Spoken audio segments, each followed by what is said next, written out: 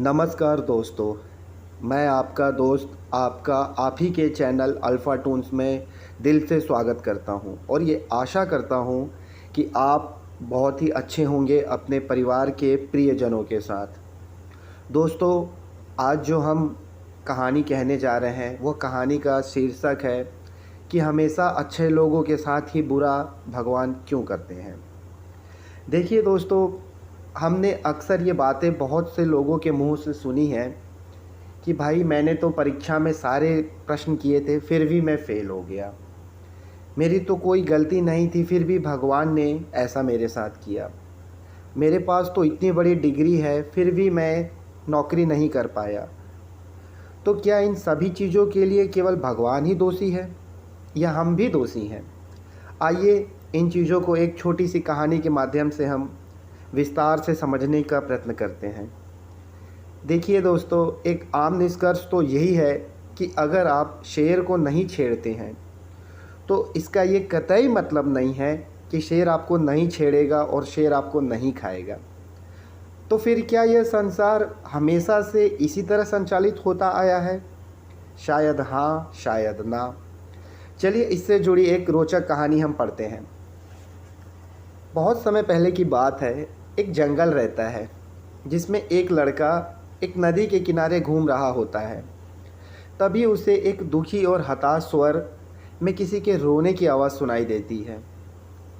उसने देखा कि एक मगरमच्छ एक बहुत ही बड़े जाल में उलझा हुआ है और मगर के लिए पुकार रहा है।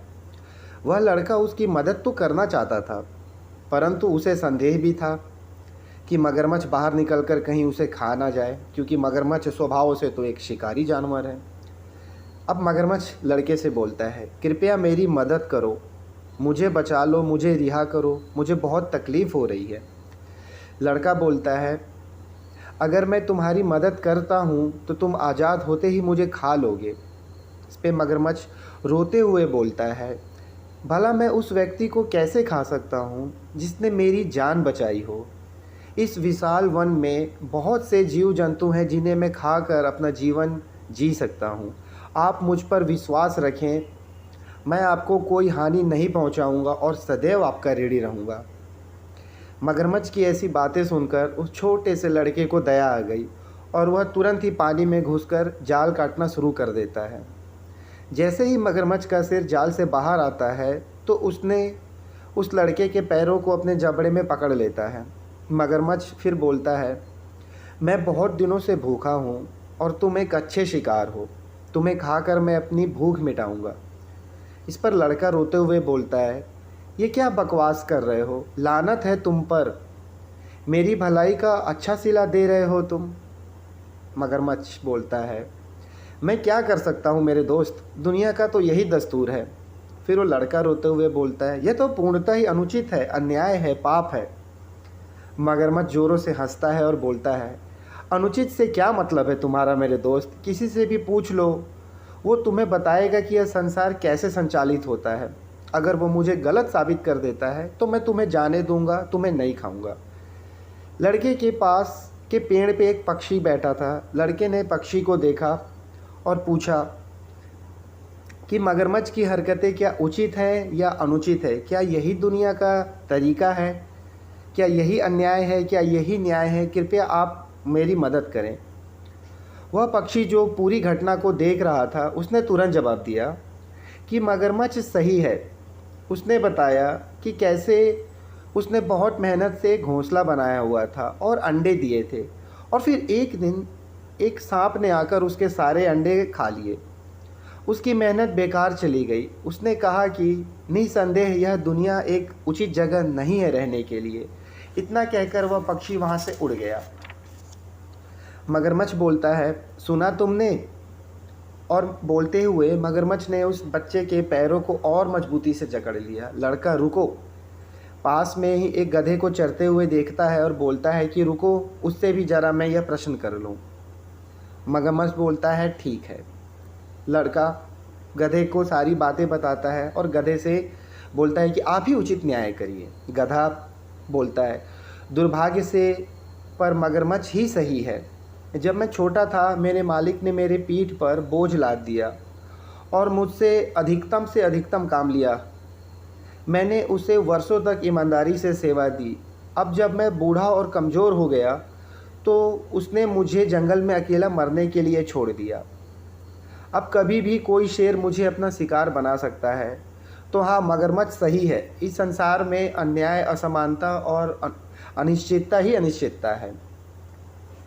फिर मगरमच्छ बोलता है, अब बहुत हो गया, मुझे भूख लगी है। तुम ईश्वर से अपनी अंतिम प्रार्थना कर लो, अब मुझसे रहा नहीं जा रहा है। लड़का रोते हुए मगरमच्छ से बोलता है, मुझे एक अंतिम अवसर दो, मुझे वो जो खरगोश जा रहा है उससे भी पूछने दो। मगरमच्छ, तुमने मेरी जान बचाई है तो मैं तुम्हें एक और मौका देता हूँ। वह लड़का खरगोश को सारी बातें बताता है कि कैसे पक्षी ने क्या बोला और गधे ने क्या बोला। खरगोश ये सारी बातें सुनता है। फिर वह मगरमच्छ से बोलता है, यह पूरी तरह बकवास है, ऐसा बिल्कुल नहीं है। दुनिया एक बहुत ही अच्छी जगह है और एक पूरी तरह रहने के लिए सूचित जगह है। मगरमच्छ खरगोश से बोलता है, तुम ये क्या बकवास कर रहे हो मूर्ख खरगोश। बेशक यह दुनिया एक अनुचित जगह है। मुझे देखो, मैं बिना किसी गलती के इस जाल में फंस गया था। इस जाल में फंसने पर मेरी क्या गलती थी। खरगोश बोलता है, ऐसा लग रहा है जैसे कोई मुंह में पान रखकर बातें कर रहा है। स्पष्ट और ज़ोर से बोलो, मुझे तुम्हारी बातें समझ में नहीं आ रही हैं। फिर मगरमच्छ बोलता है, मैं तुम्हारी चालाकी समझ रहा हूँ। मैं स्पष्ट रूप से बोलने के लिए अपना मुंह खोलूँगा और ये लड़का बच के भाग जाएगा। मगरमच्छ की ऐसी बातें सुन खरगोश बोलता है, तुम मूर्ख हो क्या? क्या तुम भूल गए कि तुम्हारी पूंछ कितनी मजबूत है? यदि वह भागने की कोशिश करता है तो वह मर जाएगा। तुम यहाँ के आसपास के सबसे ताकतवर जानवर हो। मगरमच्छ खरगोश के द्वारा बोली गई अपनी झूठी प्रशंसा से खुश हो जाता है और तर्क जारी रखने के लिए अपना मुंह खोल देता है। जैसे वह अपना मुंह खोलता है, खरगोश चिल्लाते हुए बोलता है, भागो लड़के, जल्दी से भागो और दूर भागो। और लड़का खुद को आज़ाद होता देख पूरी ताकत से भागता है। इस पे मगरमच्छ बोलता है, धोखेबाज, तुमने मेरा खाना छीन लिया, यह बहुत अनुचित है। खरगोश बोलता है, उचित अनुचित की बात तुम ना ही करो तो बेहतर है। वह लड़का भागकर अपने गांव चला जाता है और गांव के सभी पुरुषों को इकट्ठा कर लेता है और वो सारे अपने भाले और तलवार लेकर आते हैं और मगरमच्छ को मार डालते हैं।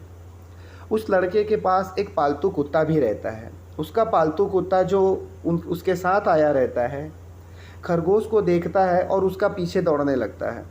वह लड़का ऐसा होते देख बोलता है, अरे कुत्ते, ये क्या कर रहा है? इस खरगोश ने ही तो मेरी जान बचाई है। और वह अपने कुत्ते को पकड़ने की कोशिश करता है, लेकिन बहुत देर हो चुकी होती है।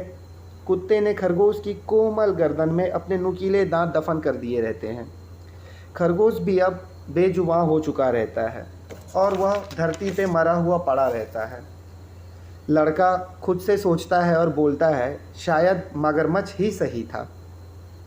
दुनिया ऐसी ही है। दुनिया अनहोनी और अनिश्चितता से भरी हुई है। यही जीवन है। देखिए दोस्तों, आप कितने आध्यात्मिक या अच्छे हैं, इसका इस बात से कोई संबंध नहीं है कि आपको कितना कष्ट सहना होगा। किसी के आध्यात्मिक विकास का मतलब यह नहीं है कि वह प्रकृति के नियमों के दायरे से बाहर है।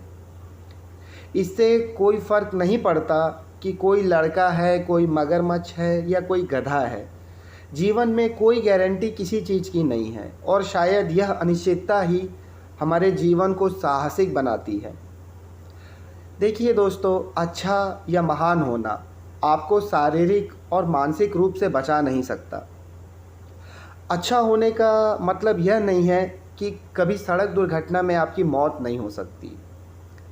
अच्छा होने का मतलब ये नहीं है कि आप हर एक परीक्षा में पास हो जाएं।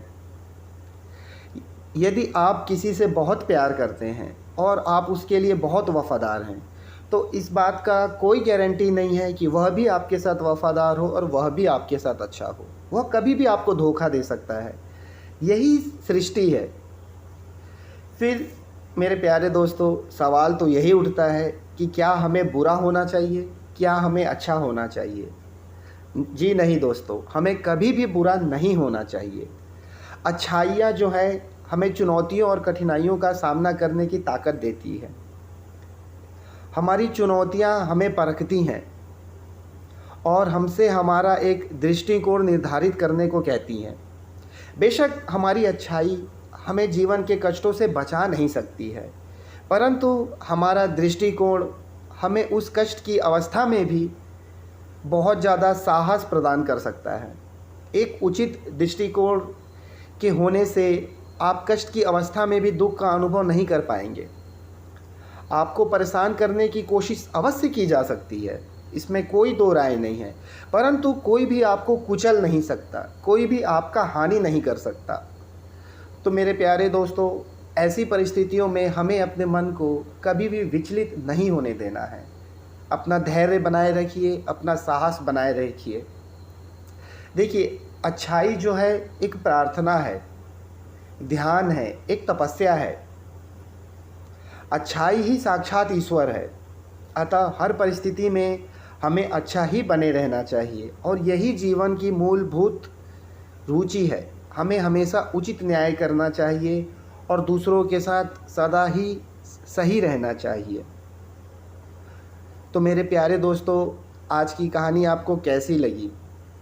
अगर आपके पास इस सब विषय में कोई तर्क है तो आप मुझे कमेंट करके बता सकते हैं कि आप क्या सोचते हैं कि आखिर भगवान हमेशा अच्छे लोगों को ही कष्ट क्यों देता है। देखिए, कष्ट तो बुरे लोगों को भी मिलता है और कष्ट तो अच्छे लोगों को भी मिलता है, क्योंकि अच्छे होने का मतलब ये नहीं है मेरे दोस्तों कि हमने जीवन में कभी कोई बुराई ना की हो, हमने कभी कोई गलती ना की हो। भगवान हमें कब हमारी किस गलती की सज़ा देता है ये तो वही जानता है। तो इसीलिए मेरे दोस्तों, अपने साथ होने वाली हर एक बातों का श्रेय हमें भगवान को नहीं देना चाहिए। अपने अतीत में झांक कर भी देखना चाहिए कि हमने क्या कुछ ऐसा किया है जिसका फल हमें अभी भोगने को मिल रहा है। अगर आपको दोस्तों मेरी कहानी अच्छी लगती है, पसंद आती है, तो प्लीज़ हमारे चैनल को लाइक करें, सब्सक्राइब करें और हमारे साथ जुड़े रहें, ताकि हम भविष्य में और भी अच्छी अच्छी बातें, और भी अच्छी अच्छी आध्यात्मिक कहानियाँ, और भी अच्छी अच्छी कहानियाँ आपके साथ शेयर कर सकें, ताकि हमारा भी और आपका भी ज्ञान बढ़ सके। क्योंकि आपको मालूम है दोस्तों, यह संसार ज्ञान से भरा हुआ है, ज्ञान अनंत है, ईश्वर की वाणी अनंत है। हम जितना एक दूसरे का साथ देंगे, जितना एक दूसरे से ज्ञान बांटेंगे, उतना ही ज्ञान बढ़ेगा। तो चलिए दोस्तों, इसी के साथ मैं आज की अपनी कहानी ख़त्म करता हूँ और आप सभी को एक अच्छा जीवन, एक अच्छा पारिवारिक सुख भोगने की प्रार्थना करता हूँ भगवान से। ओके दोस्तों, धन्यवाद।